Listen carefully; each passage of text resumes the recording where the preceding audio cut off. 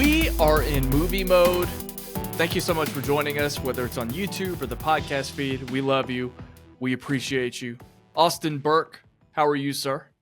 I'm a star, Ryan. I was able to go back and rewatch Pearl this week to get ready for MaXXXine. I am in an A24 horror trilogy mood, and I'm ready to talk this highly anticipated sequel today. I am in the exact same boat as you. I watched Pearl this week, but for the very first time. Oh, God. Yeah, Phlegm. man. Phlegm. For the very first time, I did do a watch along. I am editing that now, and that'll be up on the Rewatch Ryan channel. Just a shameless plug later on. But we'll be talking about that movie on this podcast anyway, I assume. So I'd like to go on and point out that it is the 4th of July. At the time that we've posted this podcast, it's at this exact moment that Austin and I are recording, it is not, but it will be midnight while we are on air. So to mark the occasion, I'm going to crack open a ranch water. Yeah. And just have a little alcoholic beverage here. And I'm just here to have a silly goose time, and this is it. I get loopy on these late night podcasts anyway, so you might as well add some ranch water. Only 80 calories. I should have brought down the cranberry vodkas. I got a blueberry vodka upstairs. Beautiful bottle that we've yet to crack open, man. We're saving all of it for tomorrow night. We're hoping the 4th lasts a while. The wife got the Friday off, so we're gonna try to have a little bit of fun, and then maybe celebrate this weekend as well. We plan on going to the zoo. Wow. The Louisville Zoo with my wife's family, but we are taking the baby, so it'll be her first time at a zoo, and that's how we're celebrating 4th of July weekend. We're excited about that. Nice. That's cool. I have no plans, as a matter of fact. I'm just going to probably watch RRR because nothing says American independence like India's independence. I love it. Because I think I'm going to be doing a video for that anyway, but that's besides the point. But I'm off of work. I originally had a shift, but I gave it away to do some content. So I'm probably just going to do that and chill. Nothing special. Nice. It's a good thing we didn't plan a podcast, though, because fireworks going off outside, it would have completely ruined the audio. So, I mean, hashtag content creator problems, but it's true. We've even got some people shooting out fireworks tonight. Not as loud right now as it was, but my dogs, man. Well, like I said, one dog, the other one's deaf. My dog is going crazy upstairs. Every time one shoots off, she's having some... she's not enjoying herself right now, Ryan. No. So hopefully they stay calm tomorrow while we're gone. So I'm going to probably turn a sound machine on, because I'm one of those weird dog dads that tries to protect my children at all costs. So I'll have a sound machine going. So hopefully they won't hear it and we don't get home to a chaotic household. That's what I'm hoping for. Yeah, I was curious where you landed on that. I've seen a video recently of somebody training their dog to like just get fireworks. And so randomly they'll just put on a YouTube video of fireworks leading up to the 4th of July. So when the actual fireworks happen, it doesn't faze them. I should have shared it with you if I had thought about it, but I saw that the other day. There's probably a podcast episode of me somewhere making fun of people that want fireworks to be banned because they have dogs that are afraid. I've always I don't know how I feel about it because I don't have a dog and I don't have to worry about it. And I understand having a dog living in fear sucks, and I empathize for that. But I've just always thought it was ridiculous to go as far as like wanting fireworks banned. I don't know. I don't even want to speak to it anymore at the risk of pissing people off, but I was kind of curious where you were on that. Well, I mean, there are ways around it, even as a dog owner. And now a father whose baby's going to be trying to sleep tomorrow night at 1 a.m. and there's going to be fireworks going off. So hopefully she doesn't wake up. And even with all of those things factored in, like, you can shelter your dog, you can work around it. And I have to every year. And honestly, I've gotten to the point, I'm like this curmudgeon-y old man. I'm just annoyed with it at this point. I love doing it myself. But when other people are doing it and my dogs are freaking out and my baby's crying, I have a feeling I'm not going to be in the best mood. That being said, I never want to ban fireworks because some of the most fun moments of my life, especially as a kid, and I can't wait till Riley grows up, gets to experience this, were shooting off fireworks on my street, my cousin's streets, my friend's streets, and just having the time of our life, man. Yeah. So hopefully when she gets of age, I'll be getting me some fireworks once again, and this time teaching her how to do it. And I love it, man. I really do. Yeah, your reaction to that was much more dynamic, much more nuanced. Just to be clear, I'm not someone who like cheerleads fireworks. I'm annoyed by them. Like, I don't need fireworks. Sure. If they banned fireworks nationally, I would be okay. It would not matter to me whatsoever. But I'd be disappointed. Well, I'm with you because I do have memories of being at my friends' houses, and we would have like Roman candle, like Harry Potter wand fights with Roman candles. And I swear, one of the most impressive things, and guys, this is meant to sound sad and pathetic, one of the most impressive things I've ever done in front of my friends is dodge Roman candles that are being shot at me. It's probably the most athletic I've ever appeared in my life, is dodging Roman candles being shot at. So stupid. Oh my God, man. Like, you freaking playing dodgeball with fireworks. It's the coolest thing I've ever heard. The best memory of my life is going and visiting my very rich cousins in Arkansas, where their entire neighborhood, and it sounds, the entire neighborhood. No, every house in the neighborhood had a fireworks competition. I believe that actually was a competition, and whoever shot the biggest and best fireworks off was the winner. And we won that competition. Greatest 4th of July ever, because they were some of the biggest fireworks I've ever seen. And we were in a neighborhood. It was incredible. And those memories, man, that's what kind of keeps me, even right now, as I'm getting kind of mad. I'm shooting them off, dogs, babies trying to sleep. I'm like, somewhere some kids are having some fun. Maybe somebody's blowing their fingers off. My wife, she's a nurse. She says she hates working the 4th at night, because she says there's always an influx of patients in the OR, in the ER, people who have blown their fingers off, their hands off. So be safe this 4th of July, because every year she comes home telling me horror stories, and they are pretty terrifying, man. That stuff freaks me out. For sure. Did you see the video of David Spade visiting a fireworks stand in Kentucky? No. Where was this at? I don't know where it was, but it was definitely in Kentucky. He stopped by, and the person behind the table at the stand was like starstruck, and they did like a Joe Dirt thing, because there's a scene where Joe Dirt's talking about fireworks. I haven't seen that movie. I mean, maybe I have, but I don't remember anything about Joe Dirt. It was probably something that, as a kid, all my friends freaked out about, but I wasn't allowed to see. Same. But there's a scene, I guess, when Joe Dirt's at a fireworks stand and talking about fireworks and doing this and that. So it was kind of intercut between David Spade actually talking to the person and then his lines from the movie. But yeah, it was in Kentucky. Wow. Okay, that's cool. And you said Joe Dirt. Funny enough, that's one of those movies growing up that all of my friends were just obsessed with. And I'm like, yeah, it's funny. But maybe my critical brain was in development. I'm like, it's not quite as funny as people are saying it is. But we had those movies growing up where you look back on them now, they weren't great. Joe Dirt's one of those movies. Everybody was talking about that. That and Napoleon Dynamite is another one that was just all the rage for 2 years. And I haven't thought to go back and watch it. But now I feel like if I do, it's not going to be as good. Not going to hold up. I don't know. I'm not going to act like I didn't like terrible, dumb movies when I was a kid. I definitely did. My friends definitely liked movies that I thought were dumb. Like Good Burger, to me, still is hilarious. Good Burger. I love that movie growing up. Another underrated movie from my childhood is See Spot Run. Do you remember that movie? I had that. Dude, that was one of the first DVDs I ever owned, was See Spot Run, ever. That movie is wonderful. Michael Clark Duncan, David Arquette, young Angus T. Jones, Leslie Bibb. Yes. There are some great jokes, great laughs.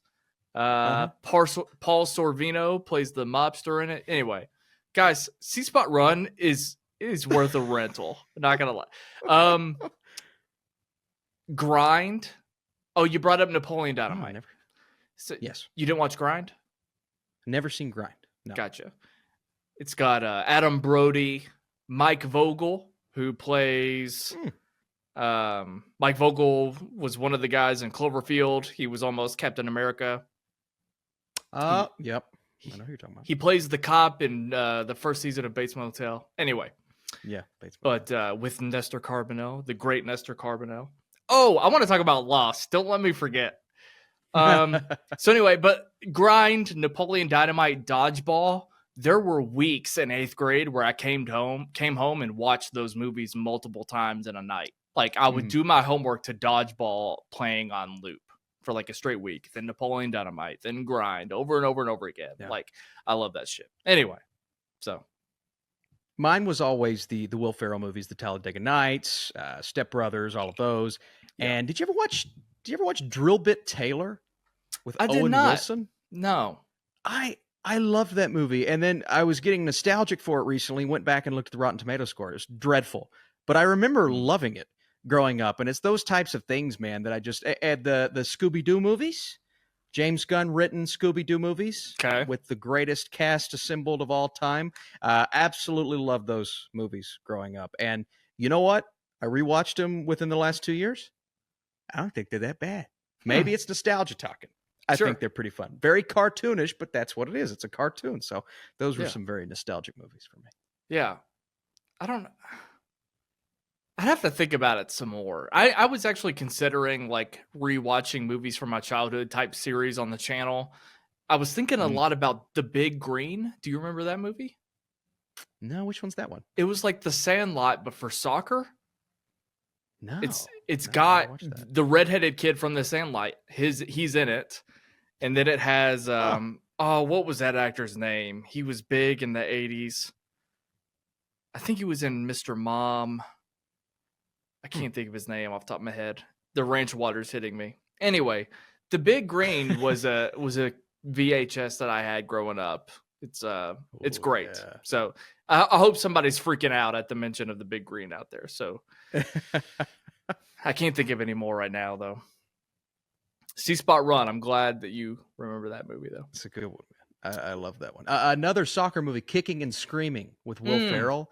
Probably just the dumbest movie ever now. But as a kid, I'm like, oh my God, it's the funniest thing I've ever seen. I was obsessed with Will Ferrell growing up. I thought he was the funniest guy. What's funny about that movie, I haven't seen it, but that was where I got the name Clicking and Streaming for our Schmoes No Show that we did together, you and I. Yes. And play on that. But also Kicking and Screaming is also like a classic, a movie classic that I have not seen or know anything about. But because there for a while, I heard that title mentioned thinking that they were talking about a Will Ferrell movie. And I'm like, why are they speaking about this like B-level Will Ferrell movie with such reverence? And I was so confused. Yeah. But anyway, there's a few of those comedies that like I completely missed, like that aren't quite Apatow or like Will Ferrell. Like Drobit Taylor is probably one. Mr. Woodcock, is that the Billy Bob Thornton? Yes. Oh, that's Sean William Scott. But like even Role Models was like that. Like I wasn't in. Yes. I didn't see Role Models. To this day, I don't think, because it seemed like it was like one of these mainstream comedies, but like on the side, like not quite one on the mainstream, but like Role Models is huge. That's what's so funny about me saying that. It's just something I missed out. Those were all the edgy comedies that I would see at my friend's house that I wasn't allowed to watch at home. Like Superbad, I never saw Superbad at home. That was at my friend's. Parents didn't care what we were doing. We just watched Drobit Taylor and Role Models and Superbad. Man, I felt so...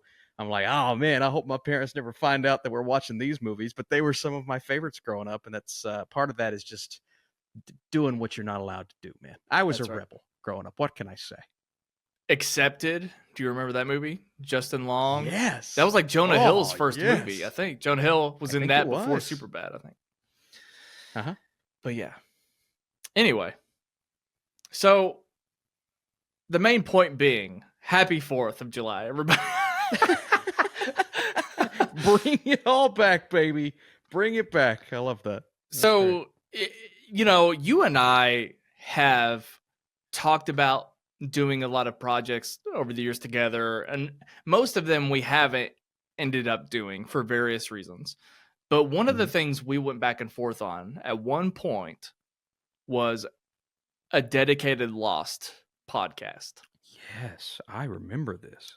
So it was going to be a Oh my podcast god. called Life After Lost, and I wanted it to Huh. be like this in-depth, like episode by episode discussion, philosophical discussion of what Lost was. And Yeah. it never happened. It was probably one of those ideas. I have a million ideas that are just way too big to pull off. That was one of them. But that artwork I made, it was one of my It's favorite sick. cover arts that I've ever made. Anyway, Yeah.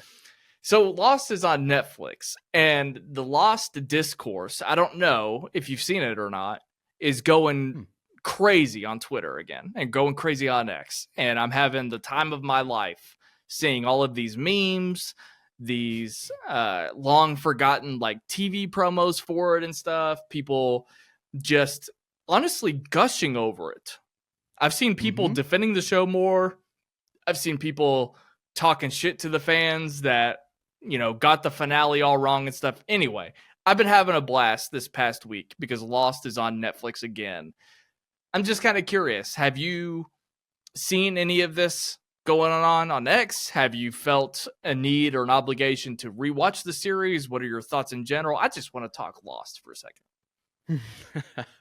I haven't been as entrenched in it on Twitter. I've seen a couple of reactions. Somebody tweeted out, um, it wasn't this many years ago that we would get epic hours of television that felt like movies every single week, that had a rousing score and phenomenal character actors and blah blah blah, and that was Lost. And so that really was like, yeah, man. And we were talking, I think it was 2 episodes ago, we were talking how special these weekly events used to be on television, the Breaking Bad era. And you could go all the way back to Lost, and I could say the same exact thing, man. This was and it was a little, I was very young when it was happening, but I was still, to the point to where I was aware of what was going on. I didn't actually start watching Lost until like season 5 was coming out. I started watching season 1, but I remember it being a big deal because my parents were in it. My aunt, her name's Jennifer, she was before Twitter. This was before, I don't even think I had heard of Twitter. Right. She was sending her thoughts through like freaking email to my parents, like, episode. Here's what's happening. Here's what I think. Conspiracies. And I distinctly remember my mom and her sister sitting on the couch when we would go to my grandma's house, and we would talk family, blah, blah, blah. And then they would talk Lost Yeah. for 45 minutes. Dude, that is special. That is so special. And that's what we were talking about a couple weeks ago. We just don't get things like that anymore. So the fact that it's coming back into the zeitgeist, it's becoming more prominent. And I think I am seeing a lot more maybe positivity than I even expected. A lot of people just praising the show from top to bottom. Even the divisive ending, I'm seeing a lot more positivity towards that. So it's really cool. We've got busy schedules, we've got a lot of things to watch, but admittedly, now that it's getting big again, part of me does want to go back and maybe try to find some time. Maybe I'll replace my Office rewatches late at night with some Lost rewatches. There you go. There you go. So Lost is my favorite thing ever. Wow. Yeah. Just so people know who they're dealing with here. Lost is my favorite thing ever. So not to bring up the Acolyte, I don't even have to bring up the Acolyte, just Star Wars in general. Over the years, I've seen people talk about Star Wars, the people that can just instantly see that what's his name? Key Mundi, whatever his name is, the cone head that everybody's freaking out about. So the people that see that character automatically and know this is out of the timeline, this goes against canon, he did this, blah, blah, blah, blah. The people that are just able to do that. I'm not like that with Star Wars. I'm a much more casual Star Wars fan. And there are all kinds of smart, intelligent fans on social media that can talk about Star Wars that way, that can talk about the Marvel comics that way, that can, on and on and on. The only thing I'm truly like that about in life, as much as I like to think I know about Star Wars, Marvel, whatever it is Lost. I can only do that with Lost. Know that something is wrong. Like if there was more to it, like if they kept trying to add to it with a sequel or a prequel, like if it was a universe the way that Star Wars is, I would be able to do that. So it's the only thing I think I'm distinguished in is Lost. Seinfeld's another thing. Lost and Seinfeld I could do that with. But anyway, so recently I was able to show Lost, and it's one of my favorite things to show people for the very first time. I was able to show my good friend Ernesto Lost a few years ago during the pandemic, and it was a thrill. I've been able to do that multiple times with friends since since I watched it. But so it's been great to kind of relive that, because it's the only way I can replicate my experience is to do it with somebody else. You know, everybody always talks about what's the thing that you wish you could rewatch again for the first time. Lost is that thing for me. So anyway, I've just been loving everybody talking about it on Twitter. I think the part of Lost that I haven't talked about on a podcast in a few years is that my relationship with J.J. Abrams has gotten a lot more complicated. Now, he only directed the pilot. He stayed on as a producer, but Damon Lindelof obviously comes from Lost. Mystery box storytelling has probably ruined storytelling. It took me years to figure that out, but I think it's best shown in Lost.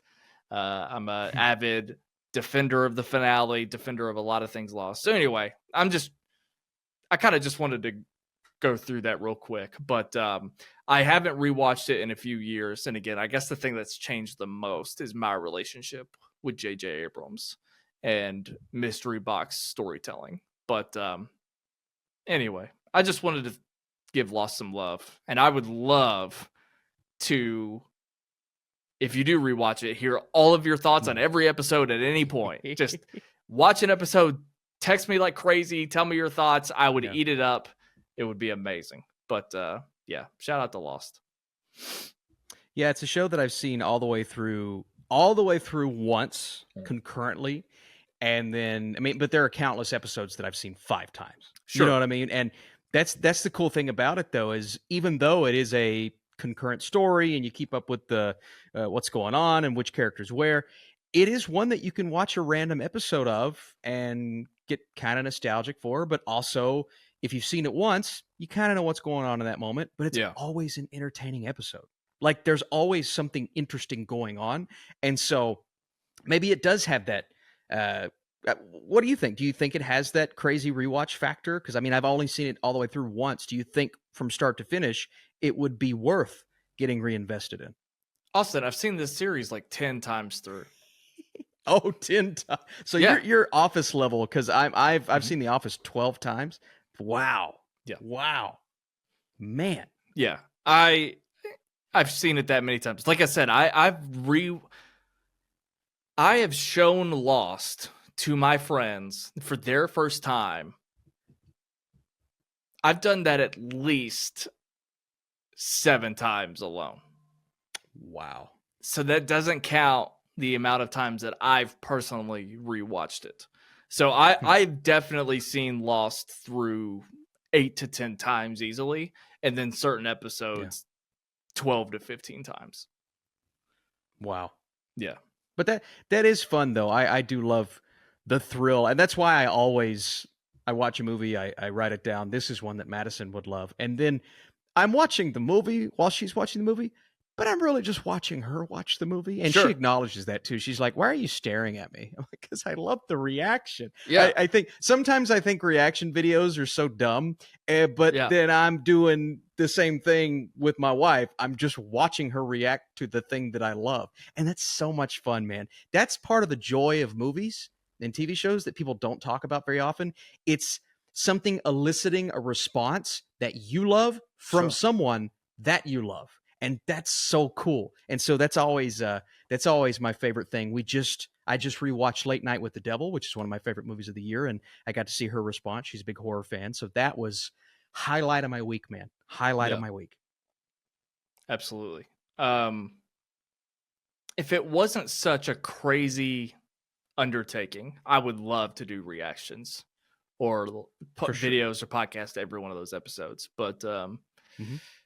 it'd be a lot of work, and we're already working overtime on this podcast. We so, are. Yes, we are. But I'll keep everybody updated. If I do a rewatch or whatever, maybe I'll do a little something on it. But anyway, all right. So speaking of franchises, I don't know. Speaking of, There you go. speaking That was good. It was a good one. It's late. It's late. speaking of things, we saw Yes. MaXXXine tonight, and I'm excited to talk to you about this because Mm-hmm. I had a lot of fun tonight with this movie, with this experience. I'm so curious to hear what you have to say about this movie. Let's just start with the fact that we saw early access screenings and they were packed, right? Packed. Oh, Yeah. 2 different theaters, both packed. Yeah. You saw it at a Regal. I saw it at a Cinemark. Same exact time, but we texted each other. Both of our theaters were packed. I think I sat next to like a 13-year-old boy, which was kind of awkward because I was like, because I didn't know at the time what the movie was gonna be. I knew that it was led by a porn star, and I was like, I don't want to see any like awkward scenes. But then again, it's not like I'm this kid's parent. I'll let them worry. Anyway, I just thought it was a weird person to sit next to during MaXXXine. But yeah, it was packed on a Wednesday. I thought that was pretty incredible. But you have, I'm assuming, seen X and Pearl both in theaters as well, which I have not. So did tonight surprise you as much as it surprised me? Or like, where have you gauged this franchise up until this point? I didn't think it would be sold out. I mean, my screening had to be sold out. Every seat was filled. There was a little bit of buzz before the movie started. People were kind of talking about it, and it was able to elicit a lot of reactions from people cheering, and Wow. everyone stayed during the credits. Yeah, people were cheering in my screening, and everyone stayed during the credits. Now, granted, there were some things happening during the credits, but they sat there. And funny enough, I wanted to get out to my car to record my reaction. I was actually the first one out of that theater, and that has never happened to me before. So, but it was weird, right? Because it's a screening, an early screening, but it really was a fan screening. I felt like there were a lot of fans there tonight. Now, there were some giggles and chuckles during some things that happened in the third act that I don't think were going for giggles and chuckles. But again, I think it was people having fun with the movie. So I didn't realize this franchise was as big as maybe it showcased tonight at my screening. But this franchise, this trilogy, has a lot of fans, and there's a lot of hype building for MaXXXine. So I'm actually really excited to see what it does opening weekend. Yeah, I am too. If I didn't make it clear, so I did not see X and I did not see Pearl in theaters either time. So X was actually a movie that was recommended. I had like a vague awareness of it, but it was actually recommended to me by a coworker of mine. And when I watched it, I loved it because I didn't see Pearl until a couple of days ago. So that's fresh in my mind as well. X made 14 million worldwide. And Pearl made 9 million worldwide. Yeah. That's interesting. Okay. It is. So this is going to make, I can tell you right now, this is going to make more than those two movies. I think this makes 30 million easily. Me too. Yeah. Now, granted, it is A24, so we're not, I mean, Civil War, you look at the number that Civil War did, and you're not like, oh, wow, that's gangbusters, but it's one of the highest grossing A24 movies. So it's not a studio that often does crazy box office, but for their budgets, most of the time, these are successful movies because the budgets are so small. And that's an amazing thing to think about for MaXXXine, because I'm sure the budget isn't crazy, but if you watch this movie in a theater it's one of the best looking movies I've seen all year. Oh And so the God. fact that they were able to do that on that budget is incredible. I think it's a feat of horror filmmaking, to be honest with you. On that topic. So, guys, I'm Mm. kind of stupid when it comes to horror. I'm not a big horror guy. I don't seek a lot of it out. Am I right in thinking that A24, and maybe this happened a long time ago. Maybe it already happened and I sound like an idiot posing this question. But has A24 kind of taken the crown from Blumhouse in terms of horror? Did that happen recently? Did it happen a year ago? Where are you at on that? I've thought they've had the crown since Hereditary, to be honest with you. Okay.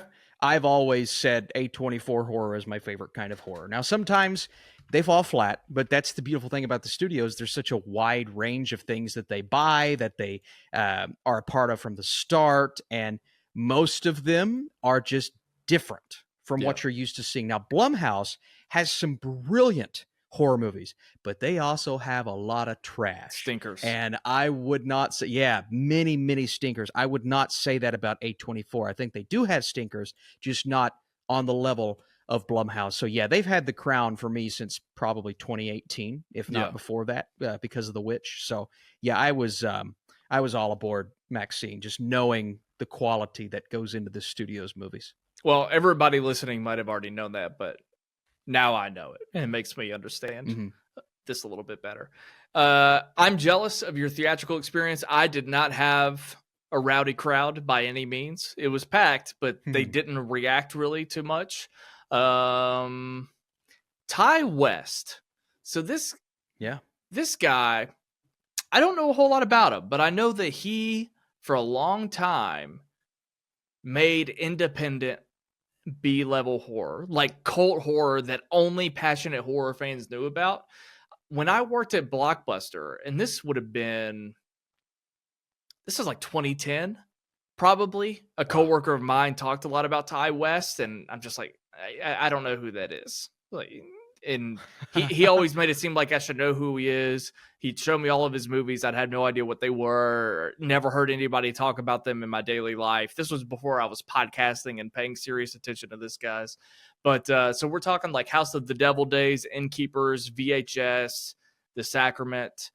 Because my friend was so gung-ho about Ty West, I ended up watching one of these, but I can't remember what it was, to be honest. I think it was Innkeepers. It was between House of the Devil and Innkeepers. But to me, Ty West was always just like if my friend at that moment had never introduced me to him, I felt like this is a director I'm never going to hear about again. Yeah. So it's weird that it's not weird. It's deserved. But it's funny to me that I have that memory of hearing about him, thinking like, oh, I don't even know who this director is. I should have no reason to know his name. To now, he's directed one of the greatest horror trilogies of all time. Easily. Like, I guess that's not shocking. Again, I'm not a horror guy, but maybe one of the greatest trilogies of all time. Ooh. Wow. One of the most consistent for sure. I mean, how often do you get 3 movies that are around the same level of quality and all 3 are quality? I mean, that's rare, right? We're talking the obvious ones, but then maybe newer Planet of the Apes and the biggies, Lord of the Rings, Toy Story. But in the horror genre, I really can't think of a trilogy as consistent as this one. So it may be the most consistent horror trilogy ever made, if not the best. Just take trilogy out of it. Maybe the most consistent horror franchise of all time. I mean, good Lord. Yeah.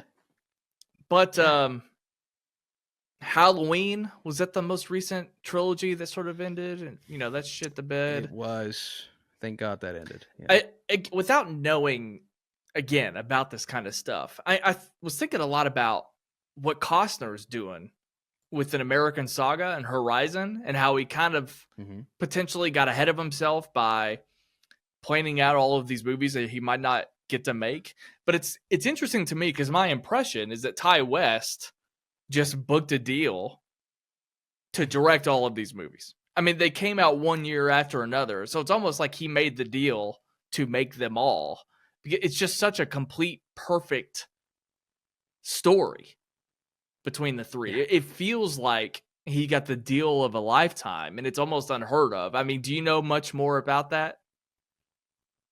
Well, it was cool when I watched X, not knowing there was going to be a Pearl, and then you get that little. I think it was a tease, or it was something after the movie, or maybe there was something that came out online right after where it said "Next up, Pearl," and I'm like, Yeah. "What?" But you didn't really know what it was at first. You didn't know it was a prequel. You didn't understand the Mia Goth's coming back and playing a different character. Like Yeah. all of that, as you learned, it became a cooler and more interesting, not even a trilogy at that point. And then they said, well, there's another one coming, MaXXXine, that is a direct sequel to X. You don't necessarily have to know Pearl to watch MaXXXine, enjoy MaXXXine, but Pearl plays so beautifully into X. It's all just one beautifully flowing trilogy of horror movies, Yeah. even though this one didn't feel like a full horror movie. But I think that's a testament to his style, as he can create horror and package it as something different. And so this whole journey with this trilogy has been fascinating, one announcement after another, and getting to know what this thing, and now that I see it all in totality, it's very brilliantly planned out. And I'm with you. I'm surprised they gave him this entire thing. But again, A24 with the lower budgets, they can afford to do this stuff because they're just a very successful studio. Yeah. If you're listening to the podcast feed, you don't know it, but I'm kind of just smiling talking about this. Like, and it's not because of the ranch water. It's because I'm like on cloud nine after seeing this movie. And it's not just because I enjoyed the movie a lot, but I also really enjoyed Pearl. I think very fondly back to when I saw X, which again, it's been since that came out. So what, 2020 or something like that? Yeah. Whatever year it came out is when I saw it. And I'm just like happy that this was such a success, because I mean, not to bring Star Wars back up, but it just feels good to have a consistent trilogy that you can stay excited about, because the only thing left to debate is which one is better. Like, because they're all great. It's just a fun thing to be a part of. And I'm really curious to hear what you think of this movie. I guess my first question before we go into MaXXXine itself is, do you think this franchise is special enough to where you can just watch any movie at any moment without having seen the others? Or do you think there's maybe still too much of X involved in MaXXXine? Like, where are you at with that? I think X is an important one to see for MaXXXine. I imagine people watching, and because the entire premise of this film is based around the events of the finale of X. And Sure. we get a couple of those visual flashbacks and some moments that kind of tell you what's going on. And I guess you didn't really have to live that out with our character to be rooting for her in this movie. That being said, understanding that and then going into MaXXXine, and I guess I haven't watched it super recently, but I think I watched X like 4 or 5 months ago. That's recent enough to understand why you're rooting for this character in this movie, and just the journey that you're on, the mystery, the intrigue. And I think the coolest part about this trilogy, to be honest with you, is every movie is distinctly different. Yes. Right? Obviously, different time periods, different atmospheres. You go from out in the middle of nowhere to freaking Hollywood to that Southern style of Pearl, and a completely different time period there that you get to explore and be a part of. But even genre-wise, they all feel different. This MaXXXine felt like a mystery. Yeah. It didn't really feel like a horror movie. It felt like a thrilling mystery that had horror elements, whereas you look at something like X, that's the definition of a horror movie. You've got all of these people going in, they're being attacked by these crazy elders, and that's a bloody slasher, but each of them have a different element to it that allows them to stand out.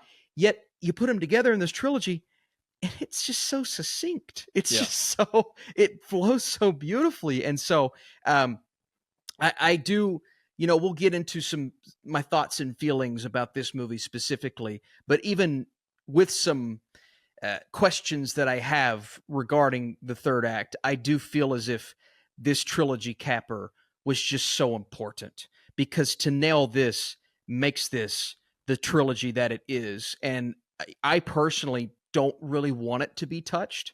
I Yeah. want it to be a trilogy forever, because it just, I mean, what more can you do? And if you do one that's not as good, then it's kind of going to ruin that feeling. And so, unlike A Quiet Place, where I want countless spinoffs, I don't want this to be touched. I think it's beautiful the way it is, and it's Mia Goth's just magnum opus, if you will. Yeah, I posed the question, like, can you watch all the? Yeah, but I agree with everything you just said.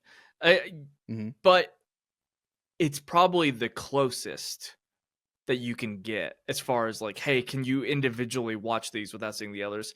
This franchise is maybe the closest you could ever get while also telling a complete story.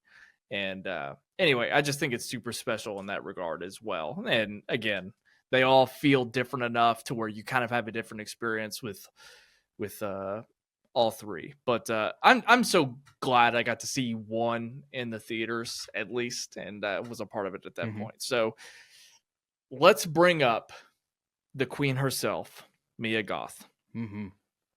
So these three movies are the only movies that I've seen with Mia Goth. And Wow. so I had only seen one Mia Goth movie up until a week ago, and now I've seen three. First of all, the name Mia Mm-hmm. Goth, she's like the horror Tom Cruise. Like, your name is Tom Cruise and you do action movies? Mia Goth is named Mia Goth and she's a scream queen? Like, yeah. the comparison to Tom Cruise might be ridiculous, but after seeing these three movies, I have hella high expectations for this woman. Mm-hmm. MaXXXine was, I don't know, that actor playing that character is one of the greatest things I've ever seen. I mean, that is like Ryan Reynolds Deadpool. Like, you were just born to do this. I know why you are. Yeah. I know why you're a star. Nobody else could have played this role, and I just thought she was absolutely electric. I thought it when I watched Pearl, but there was something about her in this movie where she just, I couldn't take my eyes off of her. Mm-hmm. And she is just so, as much as we've talked about the Ty West and the X trilogy, she is so special in these movies. So as somebody who's, you know, just getting on board to Mia Goth, I was absolutely blown away by everything she did in these three movies. Yeah, I saw her in X, and I'm pretty sure the first time I had seen it, I didn't know Pearl was a thing. But when I saw her in X, I said she stole the show, and man, I can't wait to see what she does next. And they announced Pearl, and I'm like, oh, that's what they're doing. Yeah. But I mean, genuinely, she's perfect. The name is perfect.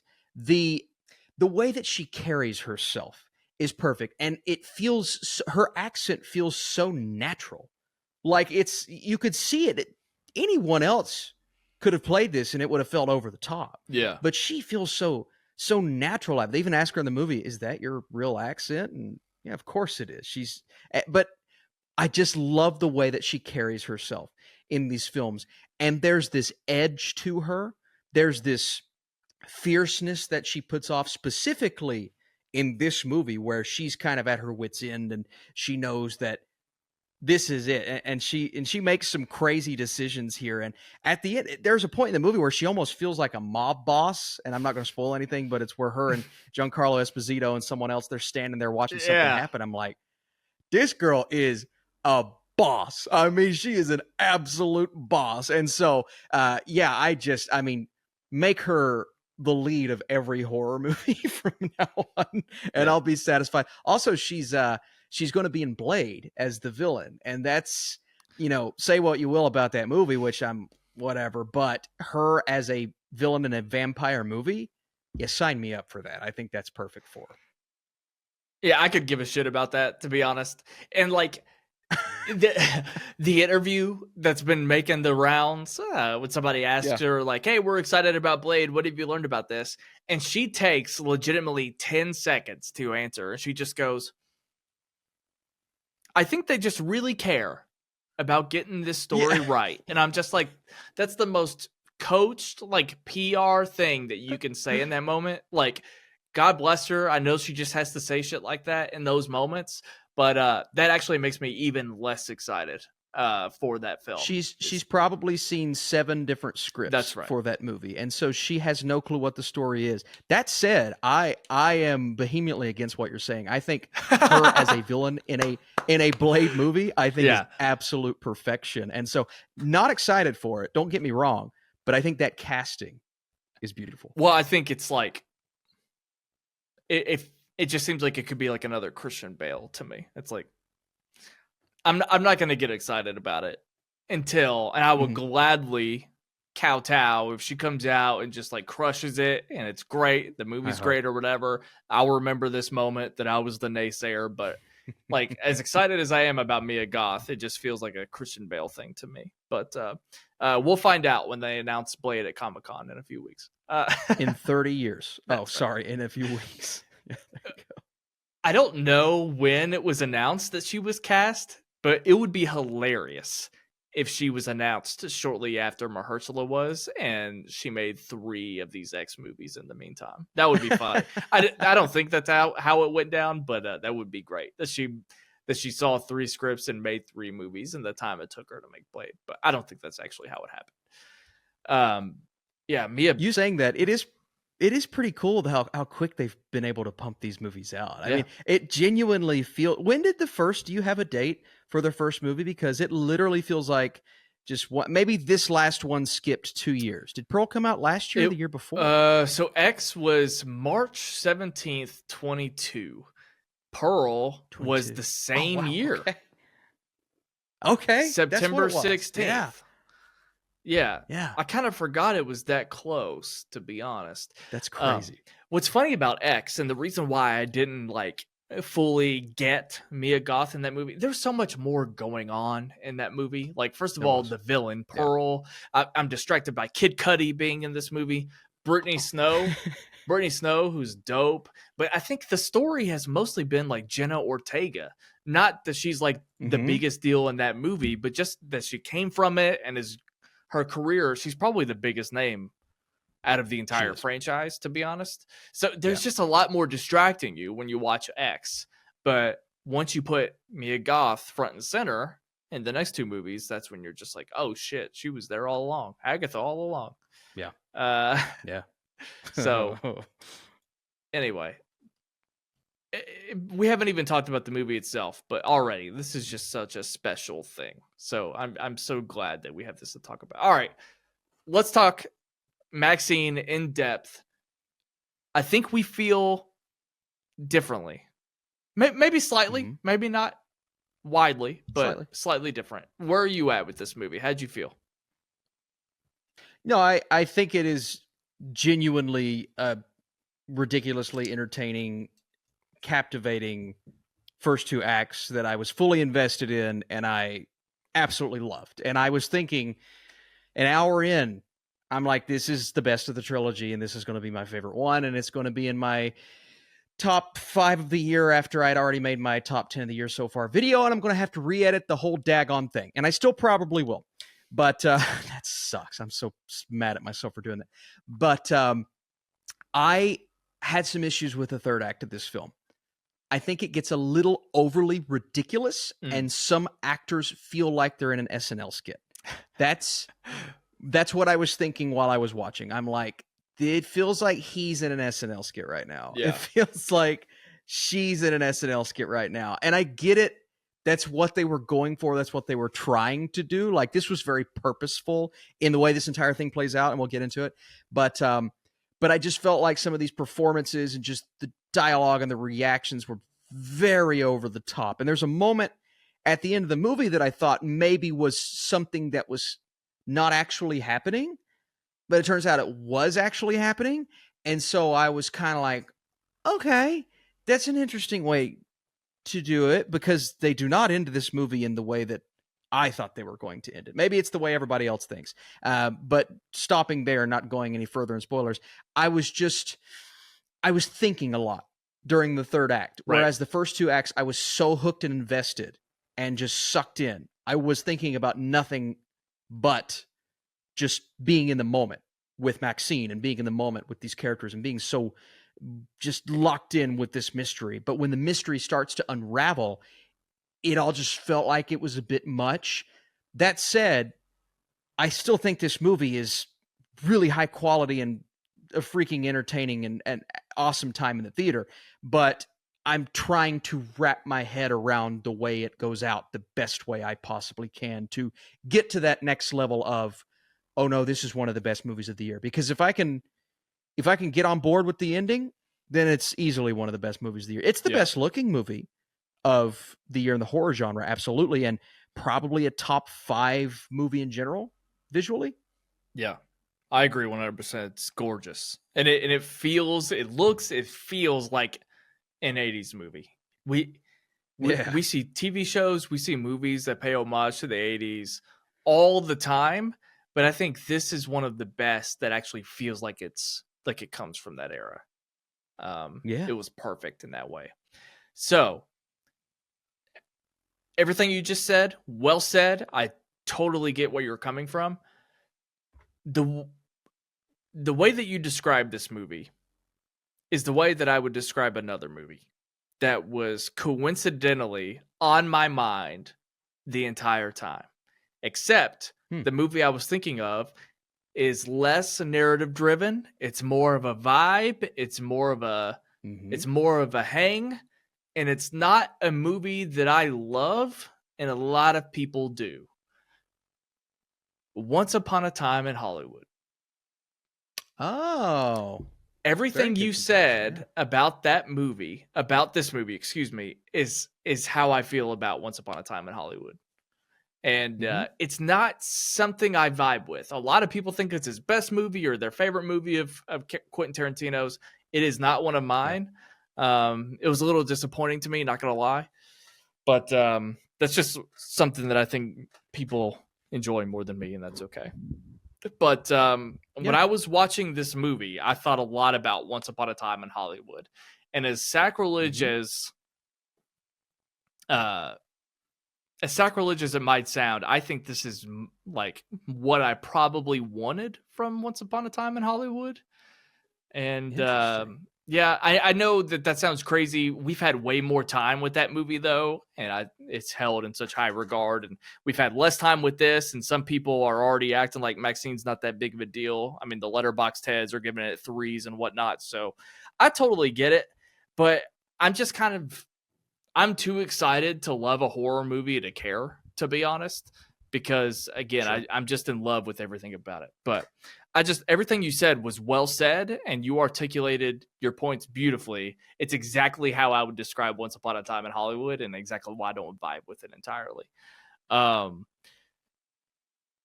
third act, I think, let's save that for spoilers. We'll break for spoilers, and we'll uncover that a little bit here in just a minute. But to talk more about the 80s aspect and everything, you know, there's the backdrop of what's the serial killer's name? This is the ranch water hitting me, but it's the Night Stalker, right? Night Stalker, yeah. So you have the Night Stalker sort of in the background. You have all these protests in the background and going. So I thought that it was like this seedy Los Angeles that was done so well. Of course, you're in and out of strip clubs, you're in and out of porn shoots, you're in and out of studio lots and things, and that's all stuff that I love. You kind of spoke to certain scenes that kind of felt like it was a gangster film.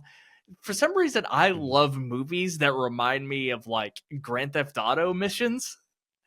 And I just feel like stopping by the porn shoot and like taking somebody and putting them in a car compactor. It's like, I know that sounds stupid, but it makes me feel like, because I'm just a huge GTA fan, it makes me feel like it's like a Grand Theft Auto the movie for a second. And I don't know, there's like aspects to that as well. It's such a well-rounded movie. It's a great LA movie. It's a great 80s movie. It's a great horror movie. I mean, it's just so dynamic in that way. And I think it just works beautifully the way that it weaves in and out of those things.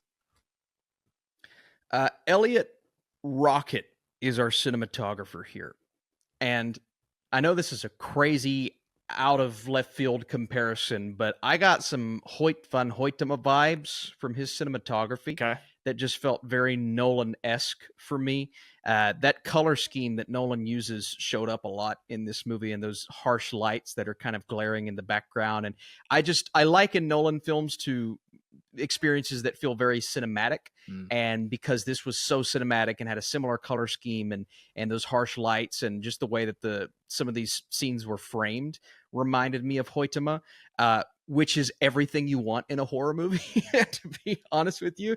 And this guy's not a very well-known cinematographer. He should be. Yeah. Because this is one of the best looking movies. But it's not just that, right? The editing is gorgeous. How these scenes would, some of them would go out the left and we'd pan over from the right. We'd have things pushing the scene out. Just transitions that flowed so beautifully with this 80s Hollywood, very atmospheric vibe. And you just felt that beautiful retroness while you were watching, and the score would come in and it's crazy because you're watching a horror movie.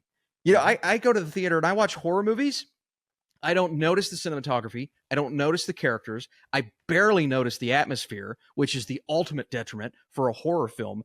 Those things are so present in MaXXXine that they pop and they're memorable. And the visuals, I would say the visuals and the style and just the aesthetic is the best part of this film.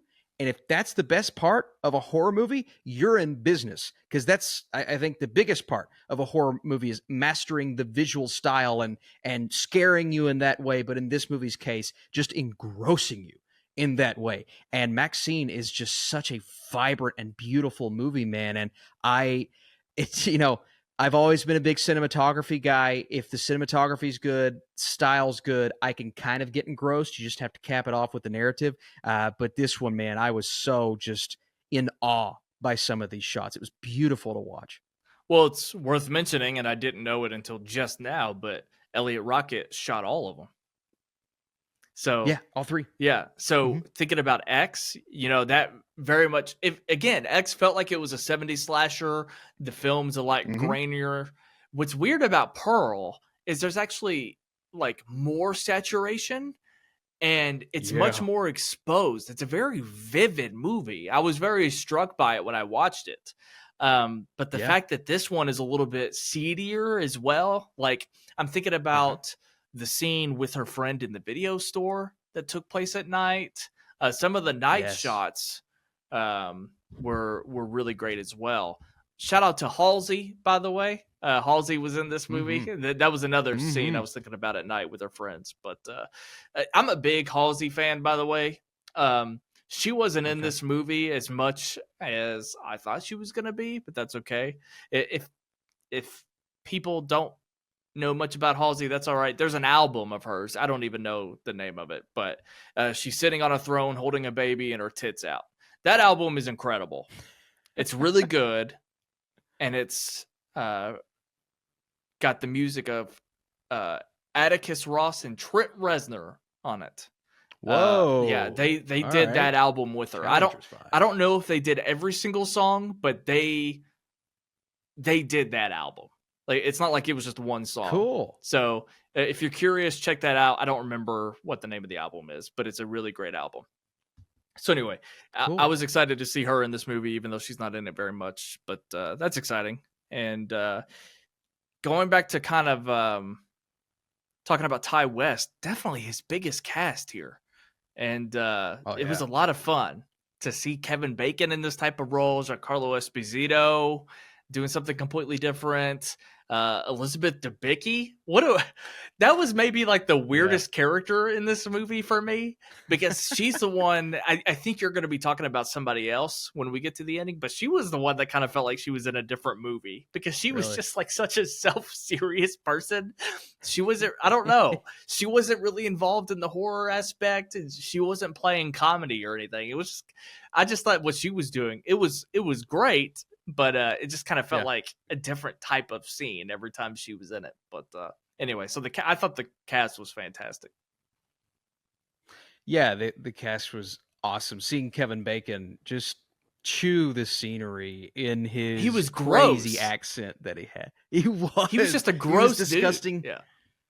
Yeah, he had the teeth, and then just where he's chasing her through the studios, man, and you just the effort that he's putting on display and trying to talk his way out of these situations, man. But to see the type of guy he actually was as the movie progressed was just so much fun. And I think for me, the most exciting thing, and then the not the biggest payoff, but one of the payoffs I got was seeing Giancarlo Esposito in a role that's for once not a villain. I love seeing him when he's not a villain. That's right. And so to see him as the guy she's calling, asking for advice, and I got you, baby. No matter what, I've got you. I'm just like, that's a cool role for him. And I thought he freaking crushed it, even though the hair was a little off-putting. I'm like, that's weird hair for him, but great. Okay. But I just really enjoyed seeing some of these bigger name stars in this movie working off Mia Goth, but also getting some moments to chew up scenery by themselves was really cool.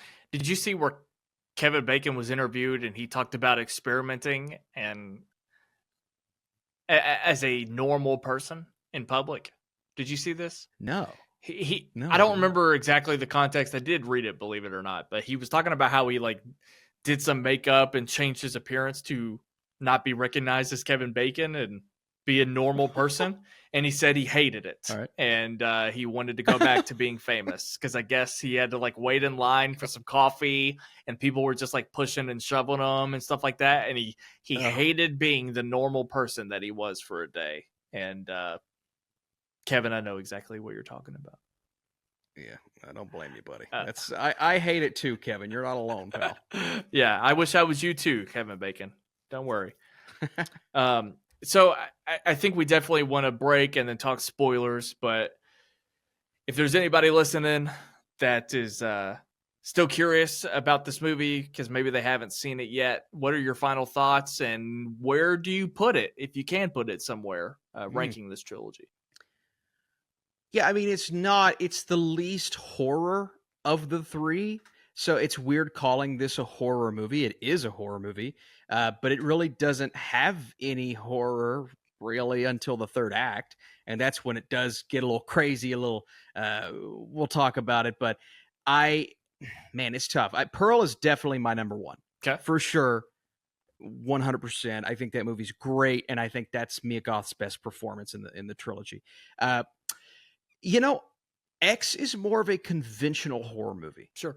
It's really good, and it's conventional in a way that it's still elevated above a lot of horror movies that do the same thing than it does, because the characters are better, and the ending's crazy, just like the ending to MaXXXine is crazy, because you got naked old people doing it in the background. That's right. But it's still great. So I'm going to... But MaXXXine, the first two acts of MaXXXine feel so distinct from any other horror movie. I mean, any other horror movie. So they're neck and neck for me. Right now, I want to lean X, but I think as we talk our way through this third act of MaXXXine, maybe I'll put that one at number 2. I think MaXXXine might make my top 10 this year. Really? Yeah. I think so. Okay. I think so. I'm pretty in love with it right now. X is probably the least special, though I do enjoy it. Agreed. I think that was actually, I think I had that tied for something in my top 10 of that year as well. So I hold X in high regard. Pearl's probably my least favorite movie, but Mia Goth crushes in it. I mean, that monologue at the end, I couldn't believe it. It's unreal. Wow. It's unreal. Blew me away. And I'm pretty in love with this movie, though. So, I agree. It's like the least horror. But if we're not ranking it or rating it on that, I don't know, man. I loved it. So I'm high on this. What? Ryan. What? Why did I do my top 10 video before seeing MaXXXine? What could have possibly, I knew the movie was coming out. Why did I do that? Because it's in the top 10 at this point. I don't know. No, you did it the way you're supposed to do it. You did it. You're right. When June ended. You did not see this movie in June. It is July 3rd, or it was July 3rd when you saw this movie. So you made your top 10 exactly when you should have. This is movie 1 of the second half of the year. So don't sweat it. Good point. Yeah. That makes me feel better. Don't worry about it. Thank you. And I guess we could talk about it off air, but we didn't even do anything for the first half of 2024 on this podcast. But that's okay. We're busy. Maybe we'll do it in the next couple of weeks. Sure. Well, no. I want to play by my own rules. I was gonna say maybe you can sneak it into the movie mode top 10, but no, we gotta play by the rules. No. But Fine. All right, guys. I love this movie. It's a top 10 contender for sure. Probably my favorite of this trilogy. I think it's the most special of the trilogy. I am ready to break for third act spoilers. Are you ready? Oh, yeah. Listeners, viewers, you've been warned. All right. So, it was jarring for me too. I want to make that clear. It threw me off. The reveal of her father being the Night Stalker. Because it was one of those moments where as it happened and as it was unfolding, they didn't make it clear right away. So I was thinking to myself, am I supposed to know who this is? Is it because I didn't rewatch X that I'm forgetting who this is? Do other people in the theater know what's going on and I'm the one missing out because I'm a dumbass? I was going through a lot of that in those moments. Now, there's one line of dialogue that's eventually spoken in the first couple of minutes that insinuates it's her father. And in the moment, I was thinking, I don't know if this works. But as it's unfolding, I guess the best way, I had to find rationale for it. And I think what I arrived at is overall, I love the ending. I think it's sick. I love the angle of being a part of that, like, Christian, whatever you want to call it, occult type thing. Yeah. It visually was sick. I loved the scene by the pool.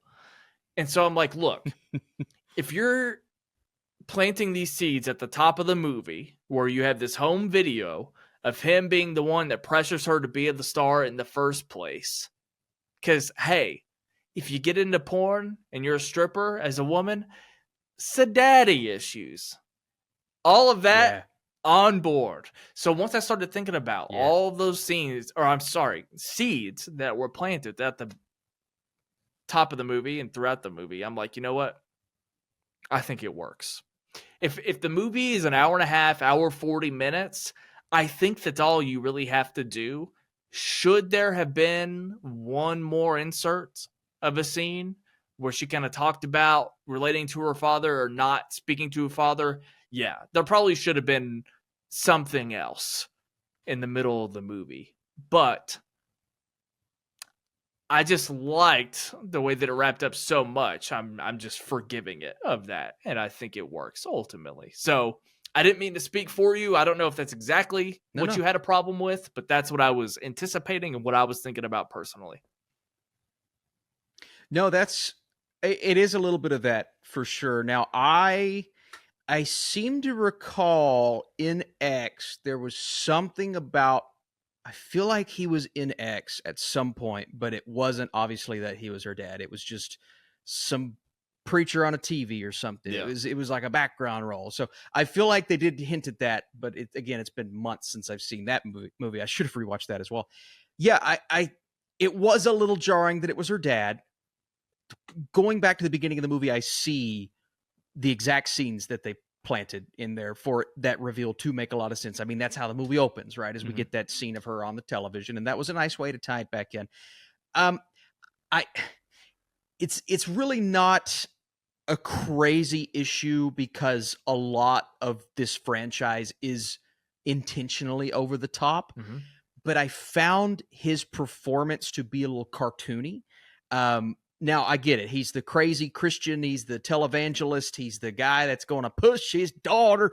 But it's just the way he was talking like a cartoon character to her, to where, and I get that's what he's supposed to represent, but I don't think they needed to lean that heavily into it. Like, he could have been a televangelist and still talks like a normal person in person. You know what I mean? Like, I don't know any preachers back home who talk like they preach. Like, but that's how he talked. He talked like that's like me putting on my YouTube voice and then talking like that in person. That's just the vibe I was getting from his performance. He was very cartoonish. And so that's more what threw me off than the actual build up to his character.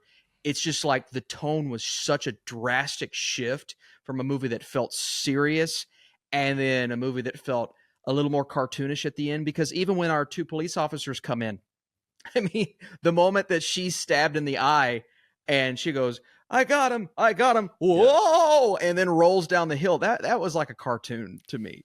It was so weird because she literally goes, whoa. I'm like, what are we doing? But that's kind of what reminded me of like Once Upon a Time in Hollywood. Is the way that the ending of that movie just explodes. Unlike everything else that we had seen before it.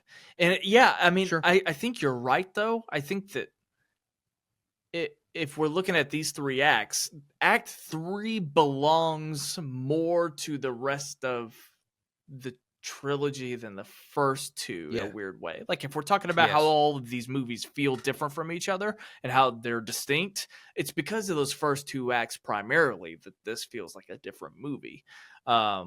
But yeah, the over-the-topness, it still feels like the X trilogy.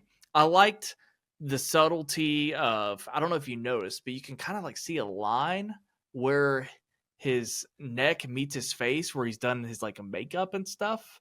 Like, so I took it as like this guy's like being a performative. He's a performative character because he's an evangelist or whatever. I also find just in general these types of characters in any movie most upsetting. And I said this when I was watching Pearl as well. So Pearl's mom, those types of like strict, like religious parents, those are like easy characters to get annoyed with and to hate. And you find yourself rooting for the main character, even though she's a murderous psychopath. You know, I found a lot of, I don't know if it's because I grew up Catholic and I grew up disliking authority and things like that, but like Paul Dano and There Will Be Blood, maybe my most hated movie character of all time. Like that type of thing. For whatever reason, it's easy to upset me if you're that type of character.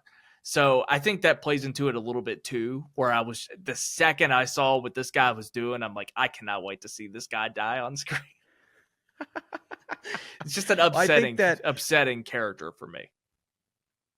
I think that line that they often ride with these characters is interesting, and it's real, right? Because you have people who are religious, and you have people who have their beliefs and are good, but then you have the cultic nuts. Yes. And the cultic nuts are I would say, the loud minority compared to the more normal majority. And it's important to make that distinction, the ones, for sure.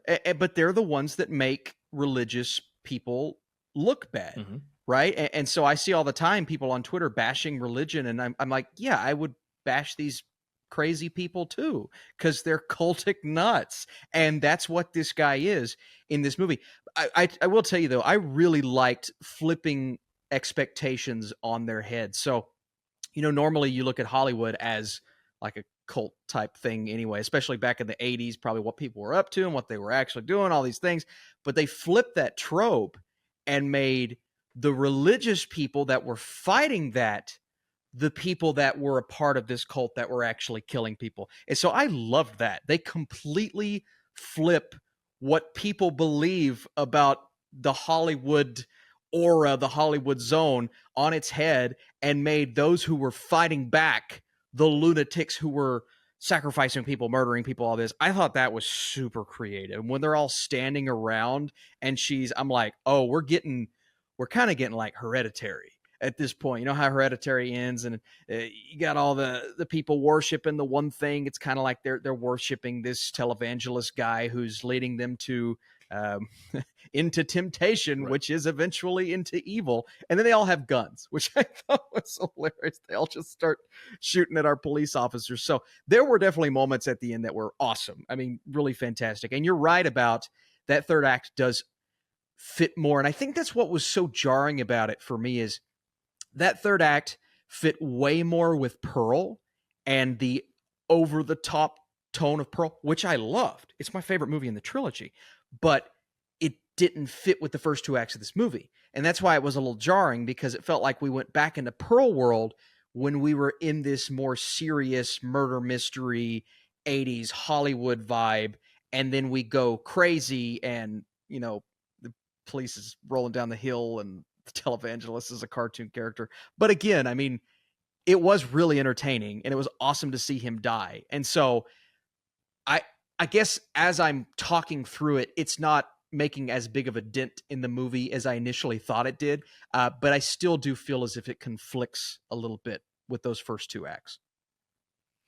Yeah, I was just smiling so much watching the shootout, especially.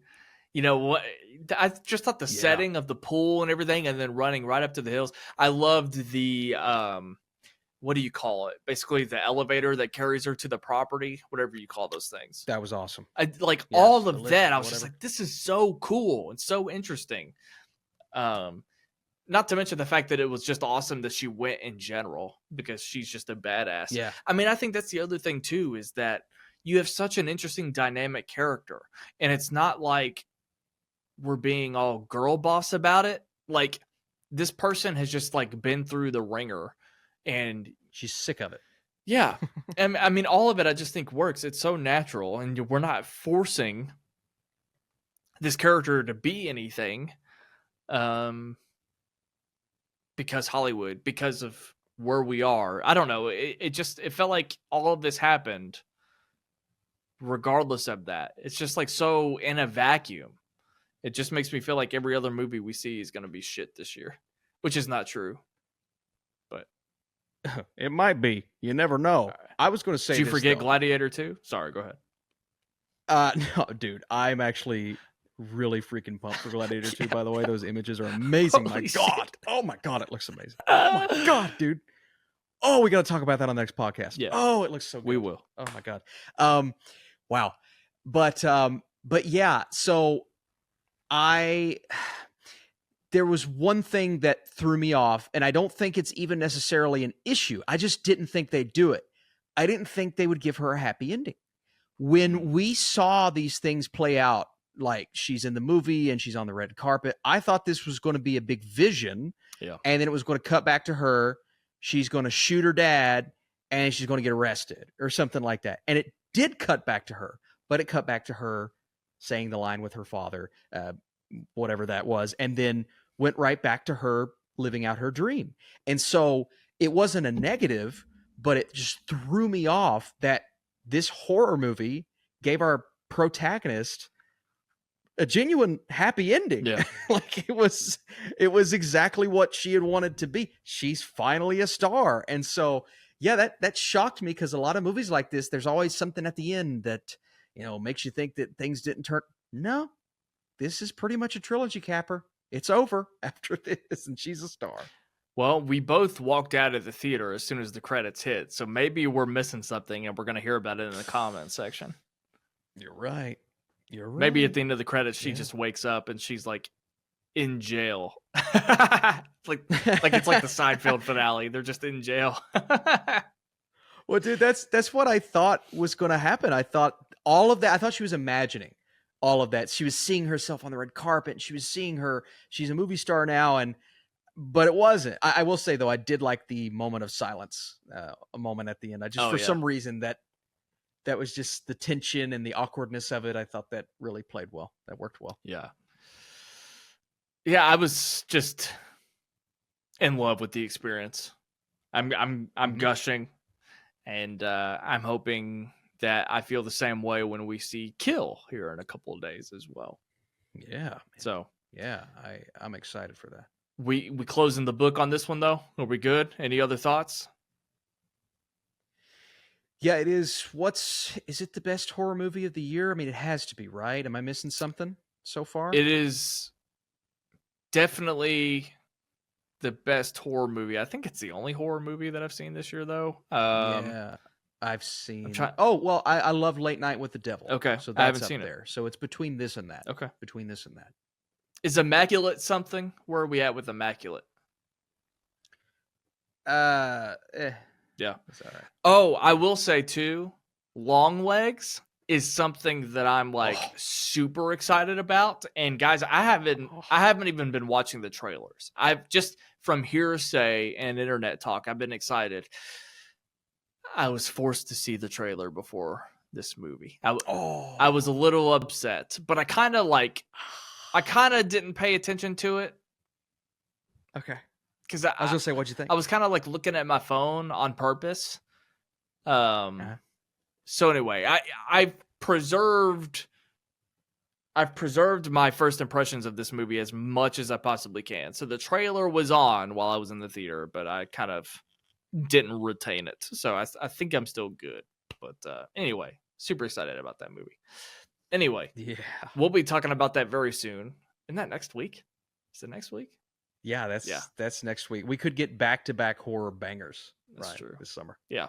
So anyway, all right, we're gonna call it here, guys, and that's all we got on MaXXXine until we talk about it on the top 10 of the year podcast at the end of the year. No, so guys, subscribe or follow whatever word I'm supposed to use to the Patreon, patreon.com/movie mode pod. I think we mentioned it briefly last week, but we're going to make some changes to simplify it even more. So stay tuned to that.